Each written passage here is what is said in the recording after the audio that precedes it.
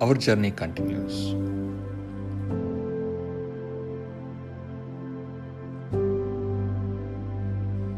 In the previous episode, we explored the mystic Gu monastery and the ancient treasure of Tobo monastery.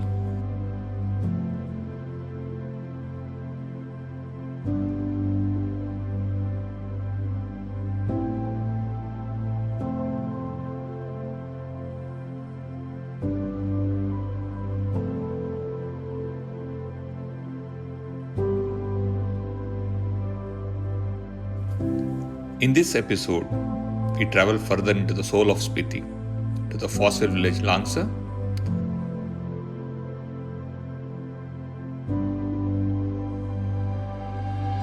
the sacred monastery of Komic, and finally to Hikkim, home to the highest post office in the world.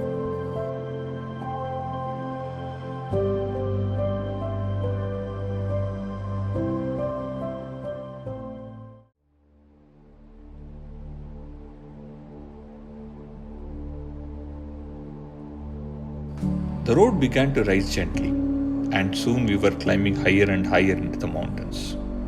With every turn, the air grew thinner and purer. The mighty Spiti Valley opened before us, vast, silent, and timeless.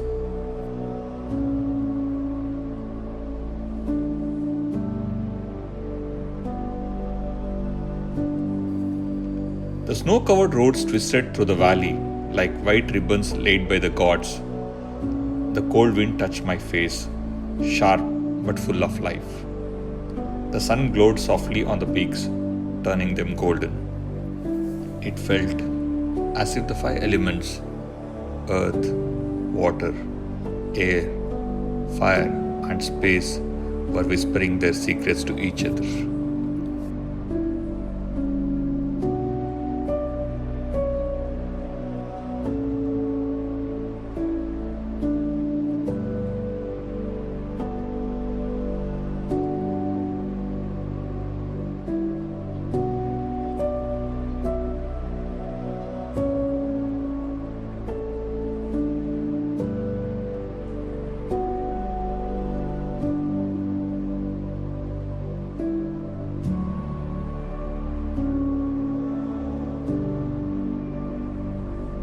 As I neared Langza, I stopped to walk on ice for a while. The land sparkled under the morning sun, and silence spoke words louder than words. Langza, a tiny village resting at 4,400 meters, is famous all over the world for its fossils. But once upon a time, this land lay deep under the Tethys Sea. Millions of years ago, waves danced where now mountains stand. Even today, the soil hides ancient corals and ammonites fossils from the Triassic and Jurassic ages.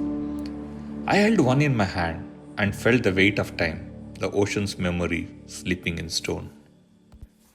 The village has only about 35 houses, set below the tall Chow Chow Kang Nilda, the Princess Mountain. Langza is also famous for Buddha statue, gazing over the valley. It looked as though Buddha himself was watching over the world in silent compassion.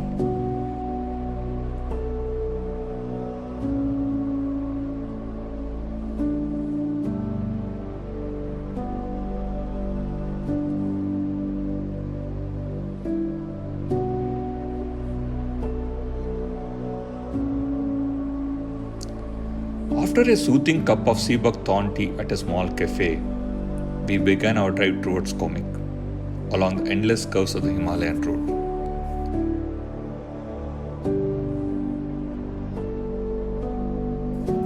The climb was slow, the beauty constant. Every corner revealed a new shade of snow, a new line of mountains against the deep blue sky. The air grew even thinner, sharp and clear.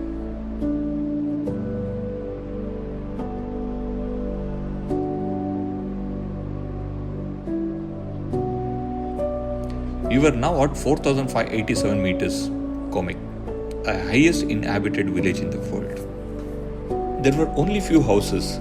Standing brave against the wind, I tried to imagine life here. A life of silence, simplicity, and deep connection with nature. Here people live with the rhythm of earth, and their only true companion is the great Tangud monastery.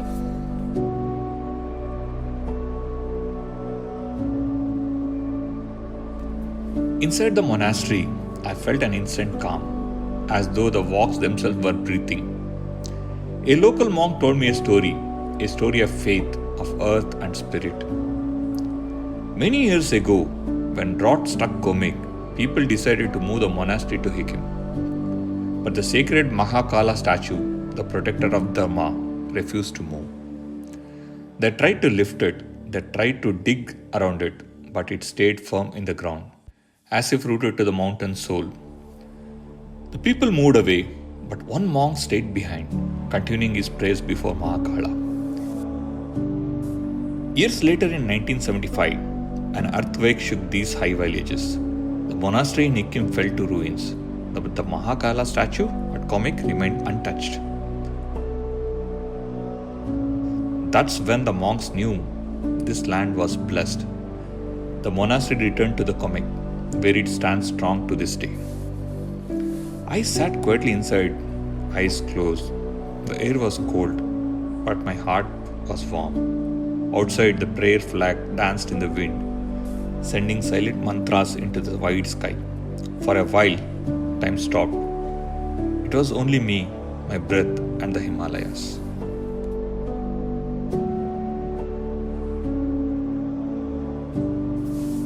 As I came out, the monks were busy with their daily rituals. I spoke to one of them.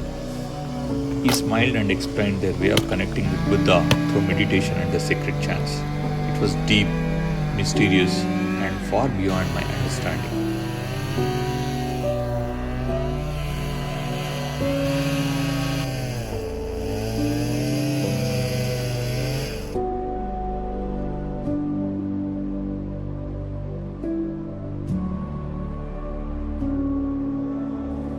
Nearby, a small museum displayed local artifacts, reminders of the old ways of life.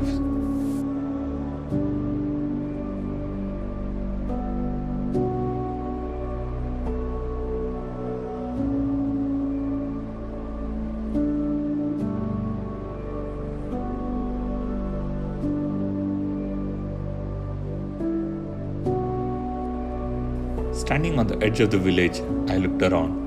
The views were breathtaking, snow-capped peaks, open sky, and a silence that seemed eternal. People here truly live a life of surrender, a test of endurance and faith.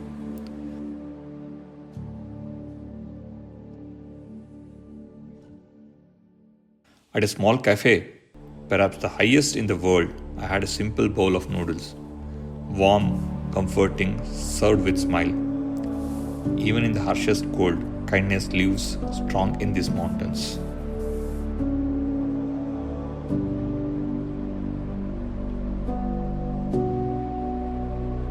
From there, we began our journey to Hikkim. The road was rough, but the sky was pure blue.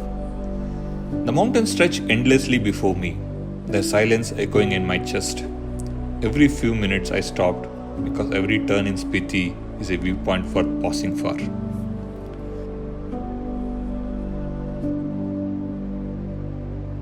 Soon, Hikkim appeared. Fields of gold and green merged into the white of snow. The peaks of Spiti stood tall, guarding this little village in their arms. I took a stroll around the village and I saw the old post office.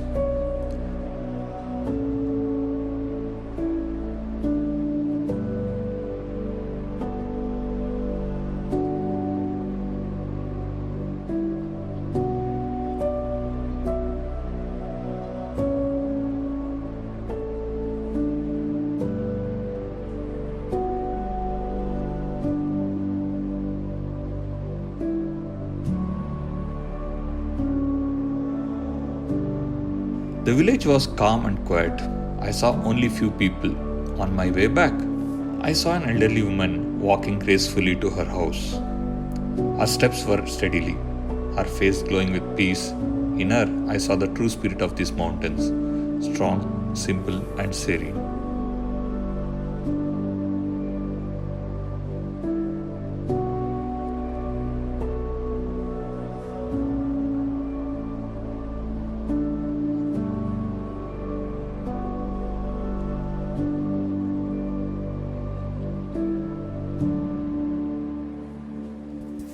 A few meters ahead, a simple signboard greeted us: World's highest post office.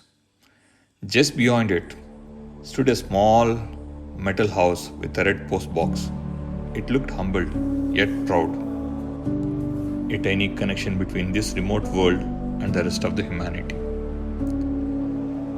We decided to write a few postcards, a small notes from the heaven on earth, dropping them into the box. I felt as though my words would travel in the wind, carried by Himalayan themselves.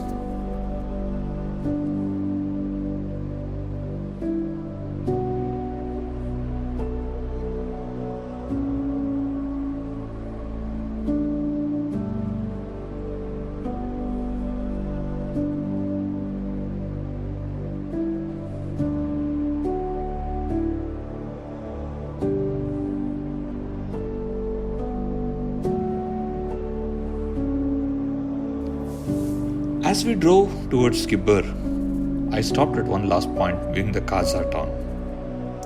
I stood there for a long time, watching, breathing, and feeling.